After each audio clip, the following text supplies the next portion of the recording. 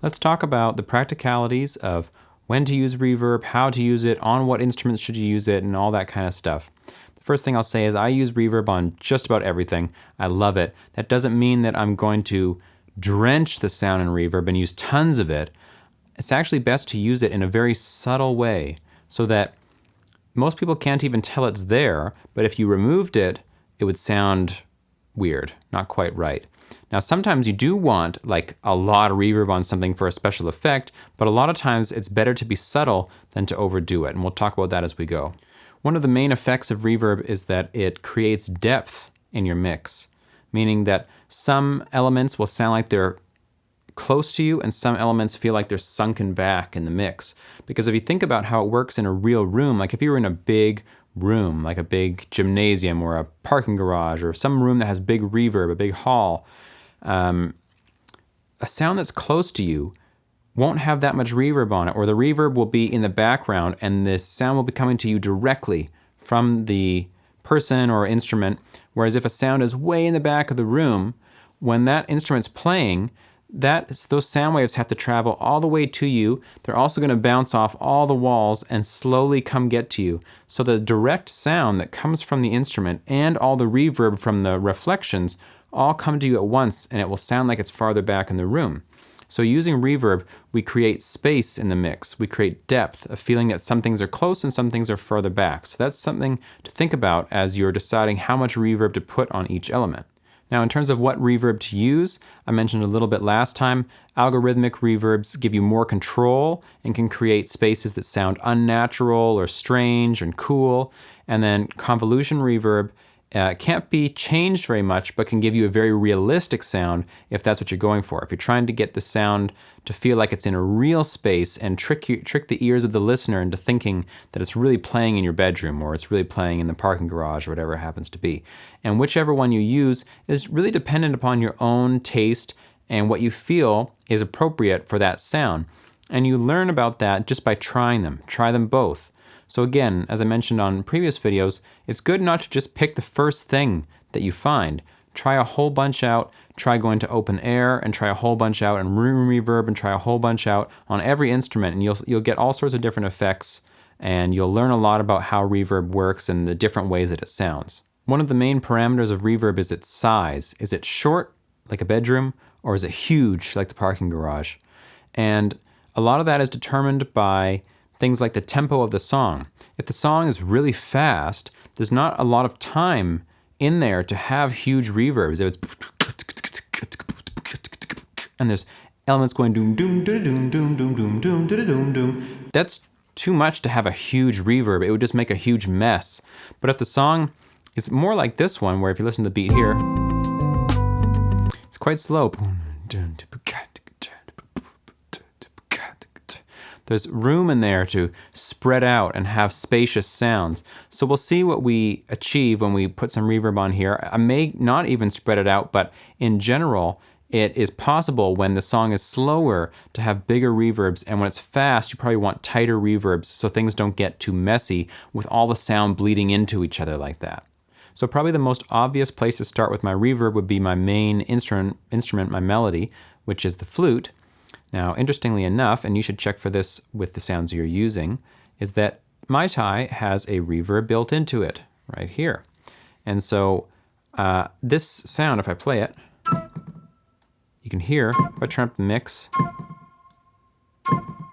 you hear it has a reverb built in. And that's totally fine. You could use this reverb if you want. However, I'm going to turn it off. Here's it dry now. And I'm going to put my own reverb on it by coming down here, going to my inserts, and I'm going to choose, for this, I'll try a room reverb to start with, and I'll take a preset. How about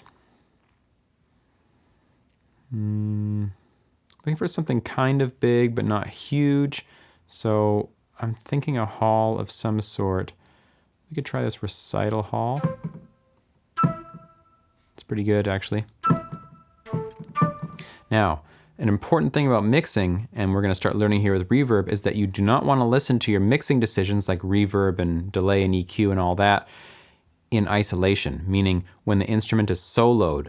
It may sound really good when it's soloed, but not sound very good in the mix. So I'm going to play the mix, and I'm going to start adjusting or changing my preset or something on my reverb while the song's actually playing. So what we're listening for is the reverb on the flute. So I'll play it here. I'm going to turn the mix way up so we can hear it.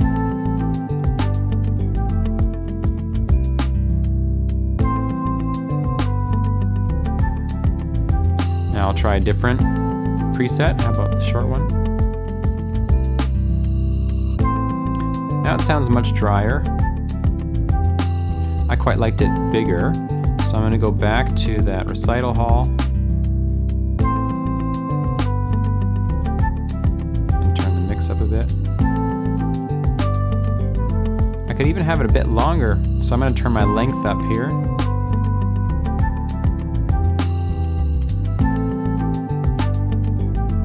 I quite like how that sounds. Now, here's the thing. Once I get it sounding the way I want, like the length I want, now it's time to decide how much of it do I have on. And I decide that with the dry wet mix knob. So I put it full. Now we're hearing just reverb. And all the way down, just the dry sound, no reverb. So a lot of times the best way to decide this is to bring it up until you can audibly hear it, and then bring it down just a tiny bit. So I'll show you what I mean. I can already start to hear it now. If you're not used to listening to reverb, it might be hard to hear. I'll bring it up a little more.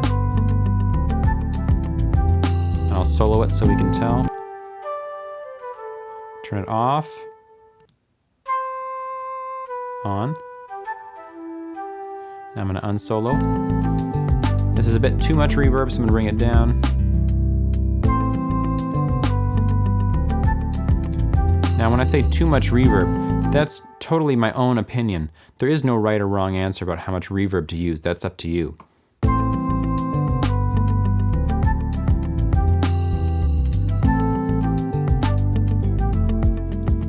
I think this sounds pretty good.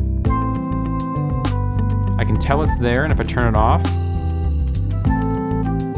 it sounds weird, but it's not too much.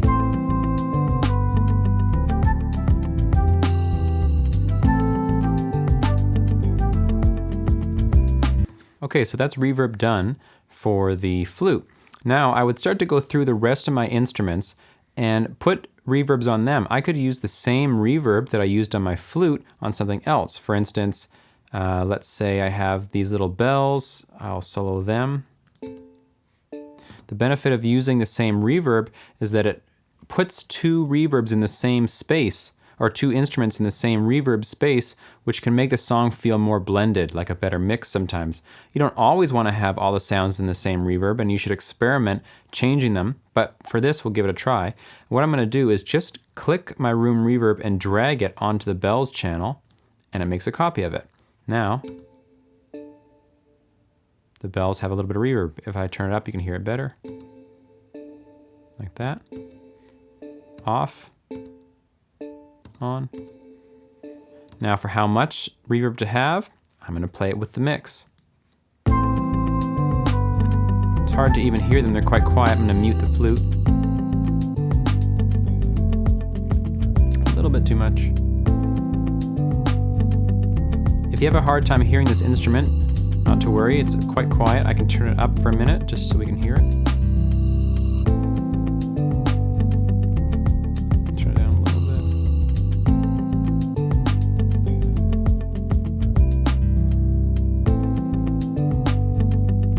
Now, I might go through and try some more presets when I actually come to mix this song. For now, I'm just going to leave it like this and we can move on. But it's good to spend some time and decide what really sounds best. And this brings me to another point, which is the difference between long and short sounds. So these bells are very short. So the reverb has a huge effect on them. Like if I mute that reverb, I can turn it off with this little activate button. They're so dry. There's no long tail on them at all. Now with the reverb, it feels much better like that. So short sounds are affected by reverb very strongly, And sounds more like the flute that are long notes, it's harder sometimes to tell what the reverb is doing because the notes are kind of blending in with the reverb and it's kind of hard to tell. Same thing when you're holding chords, like if I go to my electric piano part that's just holding those long chords and I try to put reverb on that, which I would, but it will be harder to hear it because the chords are holding the whole time. When the sound is short, you get that and then you have a long time to be able to hear the effect of the reverb, whereas a longer sound might cover it up and not be as obvious. So you have to keep that in mind too.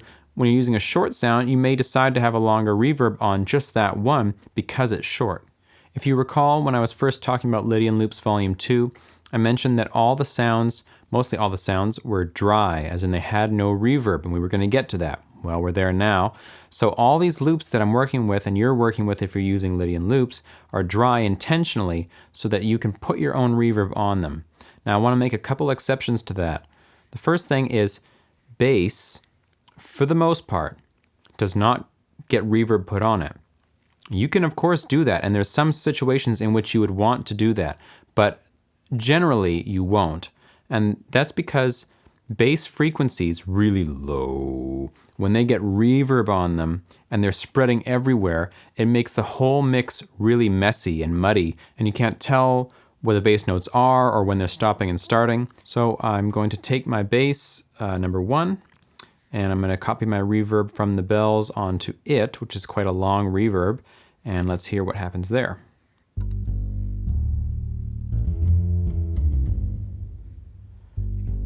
I'm going to turn it off. So when it's off, the bass notes are really clear. You can really tell what's happening, and when it's on, everything starts to blend together a little bit, and when the note stops, the bass frequencies keep lingering on, which can make your mix sound kind of gross and muddy and not well defined. So oftentimes we don't put reverb on bass because of that reason. Now you can of course experiment, and I encourage you to do that, but I did want to mention it. The other thing that in this case we probably won't be using reverb on, but you can definitely try, is the drums. I do have some reverb on these drums because normally when you put reverb on drums, you put the reverb on individual drums, on just the snare or just the hi-hat or just the cymbals, or all together like a little bit differently on each one. Putting reverb on top of a loop where all the sounds are together can sometimes be a bad idea because it creates kind of a weird sound, and we'll give it a try here. I will pull that reverb over to the drums, and with it off, on. So this is kind of ruining the sound of the drums. If I play it with the mix now, so you can see it sounds kind of cool when the snare hits, but the rest of the sounds, like the kick drum, just sounds kind of weird. Honestly, I'm not a huge fan of putting reverb, especially big reverbs, on whole drum kits. There is the possibility of putting a small reverb on the whole drum kit, and you can get good results from that, and you can experiment with it, but big reverbs on top of a whole drum loop is usually not the best idea. So bass and drums in this case, experiment with the reverb, but I myself will probably be staying away from it in the end, just because I want my sound to be a little bit cleaner than having all those frequencies from those instruments just being huge and ringing out for a long time. So take some time to experiment with reverbs, just try it on random things. We are going to have a task coming up where we're going to be serious about it and spend time mixing the song and putting reverb on in a thorough way. But for now, you could just put some inserts on, copy them over, change the parameters, change the presets, just to get a feel for it. And then when it comes time to mix your full song, you can just remove those ones again and start fresh, and then we can be more calculated in the way we're going to put the reverb on to make sure that the song sounds as good as it can.